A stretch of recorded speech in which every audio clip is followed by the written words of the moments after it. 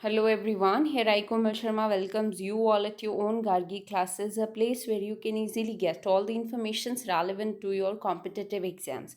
So आज हम उन सारे words और vocabularies को discuss करेंगे जो कि extracted है from your editorial discussion of Indian Express newspaper from today only on 14th May 2021 से.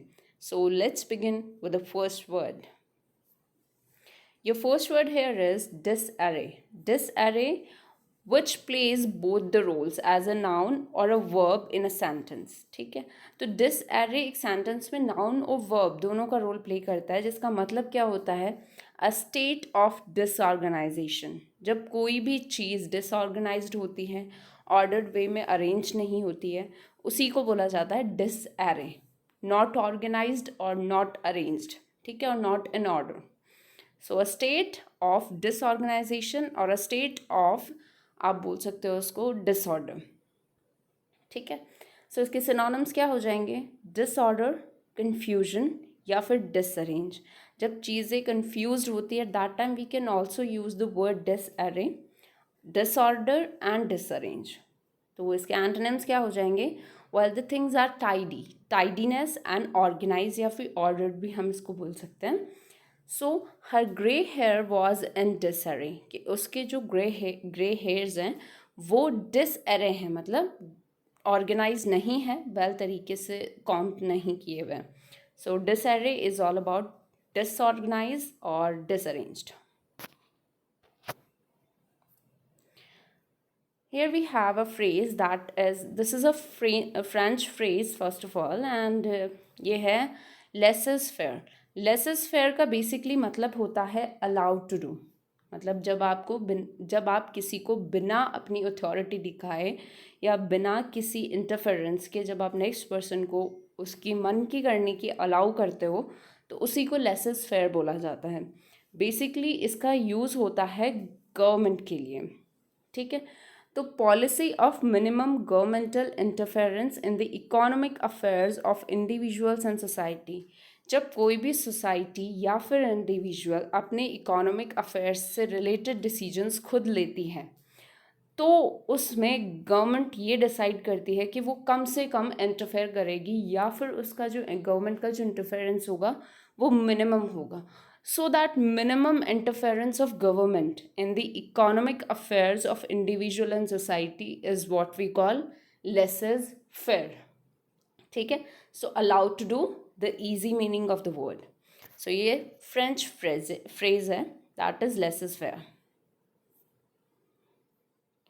Next word we have here is bluster. Bluster जो कि एक वर्ब और नाउन दोनों का रोल प्ले करता है एक सेंटेंस में.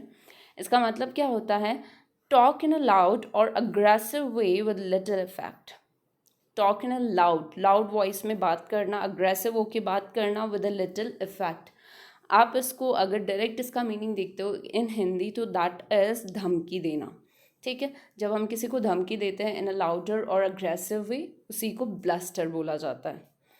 सो इसके सिनोनिम्स क्या हो जाएंगे? गस्ट या फिर थ्रेटनिंग, किसी को डांटना, फटकारना, धमकी देना. सो ब्लास्टर. सो इसके एंटोनिम्स क्या हो जाएंगे? Be modest and very calm. Be modest and calm. So their threats contained a measure of bluster, कि उनके जो थ्रेट्स था, उनकी जो डांट फटकार थी उसमें धमकी भी इंक्लूडेड थी. ठीक है, so this is what we call bluster. Next word is dispossesses. Dispossesses जो कि एक वर्ब है. डिस्पोजेसेस का मतलब क्या होता है? Deprive of land and other possessions. आपकी खुद की कोई लैंड है, कोई प्रॉपर्टी है, आपका खुद का कोई पोजेशन है, कोई ऐसी चीज़ जो सिर्फ आपकी है, उससे अगर आपका राइट छीन लिया जाता है, आपको डिप्राइव कर दिया जाता है उसके राइट से, उसी को बोला जाता है डिस्पोजेसेस. ठीक है, मतलब आपकी पोजेशन आपसे अलग कर दी जाती है. सो इसके सिनोनिम्स क्या हो जाएंगे? रॉब या फिर इजेक्ट, छीन लेना या आपको निष्कासित कर देना उस चीज़ से. सो इसके एंटोनिम्स क्या हो जाएंगे? टू गिव और कीप, और पोजेशन भी इसको बोल सकते हैं. सो दे वर डिस्पोजेस्ड ऑफ देयर लैंड्स, कि उनको उनकी लैंड से डिप्राइव कर दिया गया. उनकी जो लैंड थी, उनका पोजेशन था ऑफ द लैंड, उससे उनको डिप्राइव कर दिया गया. Next word is indifferent. Indifferent which plays the role of an adjective in a sentence. इसका मतलब क्या होता है? Not thinking or concerned about someone or something. जब हम किसी चीज़ के बारे में या किसी इंसान के बारे में बिल्कुल नहीं सोचते हैं या फिर उससे रिलेटेड हमारे मन में कोई कंसर्न नहीं होता है, ठीक है, तो वहाँ पे इनडिफरेंट का वर्ड का यूज़ किया जाता है while you are not thinking or not concerning about someone or somebody or something, ठीक है. सो इसके सिनोनिम्स क्या हो जाएंगे? while you are not partial. partial होते हो तो आप कंसर्न्ड होते हो, आप सोचते हो. while you are impartial तो मतलब आप किसी के बारे में ना सोच रहे हो ना कंसर्न्ड हो.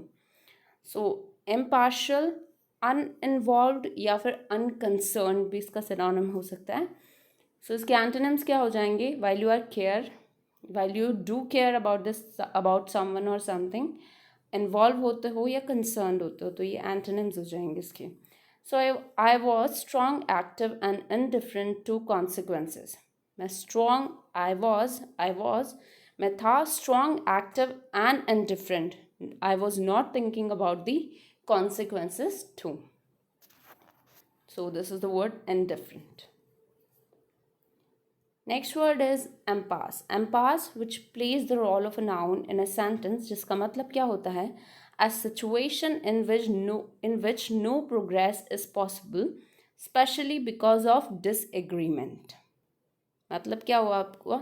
कि स्टॉप कर देना कम्प्लीटली एक ऐसे सिचुएशन इन विच जिसमें किसी भी तरीके की कोई भी प्रोग्रेस की पॉसिबिलिटीज़ नहीं होती है. स्पेशली कब? जब डिसएग्रीमेंट हो, जब सिचुएशन अपने फेवरेबल ना हो, ठीक है. तो जब डिसएग्रीमेंट सिचुएशन हो या फेवरेबल कंडीशन ना हो, तो उस सिचुएशन में जब कोई प्रोग्रेस की पॉसिबिलिटी नहीं होती है, उसी को एम्पास बोला जाता है, ठीक है. तो इसके सिनोनिम्स क्या हो जाएंगे? डेडलॉक या फिर स्टॉपेज. कंप्लीट डेडलॉक या फिर stoppage. And the antonyms are boon या फिर सॉल्यूशन, ठीक है. जब आपके पास, ठीक है, प्रोग्रेसिव आपके पास सिचुएशन होती है, प्रोग्रेसिव कंडीशंस होती हैं, there we use the antonym of the word impasse, boon and solution. So the current political impasse, the current political stoppage, या आप बोल सकते हो उसको deadlock. Next word is cynicism. Cynicism is a noun. Cynicism का मतलब क्या होता है? An inclination to believe that people are motivated purely by self interest. जब आप ये सोचते हो कि लोग मोटिवेटेड है प्योरली बाय सेल्फ इंटरेस्ट, जब आप क्रिटिकल होते हो, ठीक है, at that time we use the word cynicism. while you have an inclination to believe that people are motivated purely by self interest, कि लोग सिर्फ सेल्फिश हैं, ठीक है, आपके मन की ये इंक्लाइनेशन होती है, आपकी ये थॉट प्रोसेस होती है, तो उसी को सिनिसिज्म बोला जाता है. वाइल यू आर क्रिटिकल, तो इसके सिनोनिम क्या हो जाएंगे? डाउट या फिर mistrust. And the antonyms are while you are optimistic और ट्रस्टेबल. मतलब while you have trust on something और समबडी, जब आपको ट्रस्ट होता है या आप ऑप्टिमिस्टिक होते हैं. पैसिमिस्टिक फॉर्म आप सिनिसिज्म में आता है. So there is now wide spread cynicism about the political system, कि अब पॉलिटिकल सिस्टम के बारे में वाइड स्प्रेड सिनिसिज्म है, ठीक है. So they we use the word cynicism. Next word is fanaticism. Fanaticism which plays the role of a noun in a sentence. So उसका मतलब क्या होता है फनाटिसिज्म का? The quality of being फनाटिकल.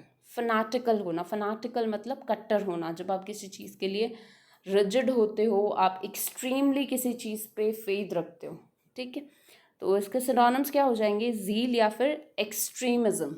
जब एक्सट्रीमली आप किसी चीज़ को पोजेस करते हो, उस पर ट्रस्ट करते हो, ठीक है, आपका एक्सट्रीम किसी चीज़ पे फेथ होना.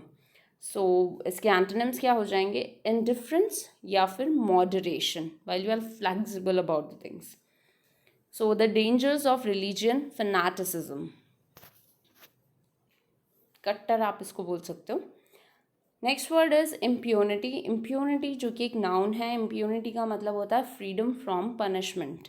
जब आपको फ्रीडम मिल जाता है फ्रॉम द पनिशमेंट या फिर एग्जाम्पशन मिल जाता है, ठीक है, जब आप किसी भी पनिशमेंट को गेन करने से फ्री हो जाते हो. सो इसके सिनोनिम्स क्या हो जाएंगे? एग्जाम्पशन या फिर प्रिविलेज, और सेव्ड फ्रॉम द पनिशमेंट. सो इसके एंटोनिम्स क्या हो जाएंगे? वाइल यू आर लाइबल या फिर responsible. So he had impunity from the law anyway, कि उसको लॉ से मुक्ति मिल गई है anyway. So there we use the word impunity. Next word is tack. Tack जो कि एक नाउन और वर्ब दोनों का रोल प्ले करता है एक सेंटेंस में. सो इसका मतलब क्या होता है? Small sharp broad headed nail. एक स्मॉल शार्प और ब्रॉड हेडेड नेल को बोला जाता है, कील को बेसिकली, जिसको हम दीवार में फिक्स करते हैं, कहीं पे भी फिक्स करते हैं, उसी को टैक बोला जाता है.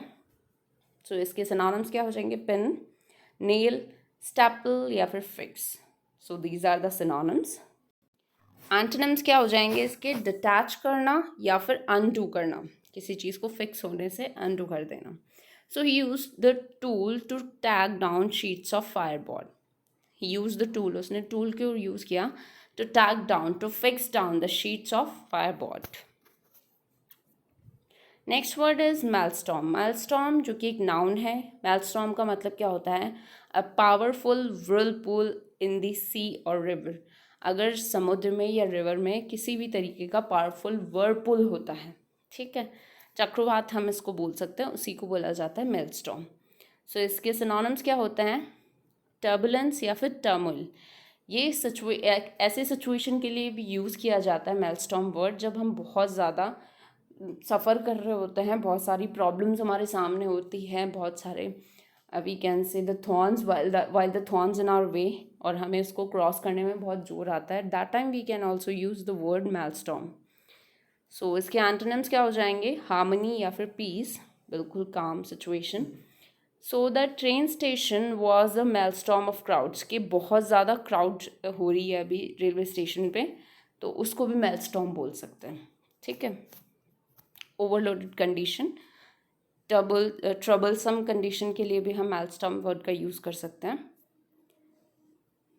Sorry, here we have another word is triage. Triage जो कि एक नाउन और वर्ब दोनों का रोल प्ले करता है सेंटेंस में. इसका मतलब क्या होता है ट्रायज का? Decide the order of treatment.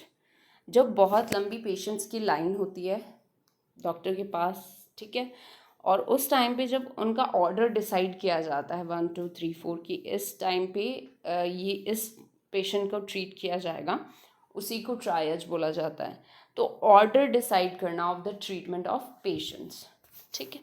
तो इसका मतलब क्या हो जाएगा? क्लासिफाई करना, ऑर्गेनाइज करना, ऑर्डर्ड वे में अरेंज करना, ठीक है. सो एंटोनिम्स विल बी इग्नोर या फिर डिसऑर्गेनाइज या डिसऑर्डर्ड भी आप बोल सकते हैं इसको. So, health visitors may provide similar services for children and often provide telephone triage to advise mothers. ठीक है, जो भी हेल्थ विजिटर्स हैं वो सेम सर्विस प्रोवाइड करते हैं फॉर द चिल्ड्रन, और टेलीफोनिकली जो भी मदर्स हैं उनको भी ऑर्डर तरीके से, ठीक है, प्रॉपर ऑर्गेनाइज वे में उनको भी, उनसे भी कंसल्ट करते हैं, उनको भी ट्रीट करते हैं. Next word is scalpel. Scalpel जो कि एक नाउन होता है. स्कैल्पेल का मतलब होता है एक small knife that is use by doctors और surgeons when they are doing operations, ठीक है. कोई भी डॉक्टर या सर्जन कोई भी ऑपरेशन कर रहा होता है, ऑपरेट कर रहा होता है पेशेंट को, उस टाइम पे एक छोटा सा नाइफ यूज़ में लिया जाता है टू ऑपरेट, उसी को स्कैल्पेल बोला जाता है, जो कि बहुत ज़्यादा शार्प होता है, ठीक है. सो इसके सिनोनिम्स क्या हो जाएंगे? ब्लेड या फिर dagger, and the antonym will be blunt. So scalpel is an essential dermatological tool. कि scalpel एक बहुत ही essential dermatological tool है. So these are the words for today. Thank you so much for attending lecture at Gargi classes. Stay continue.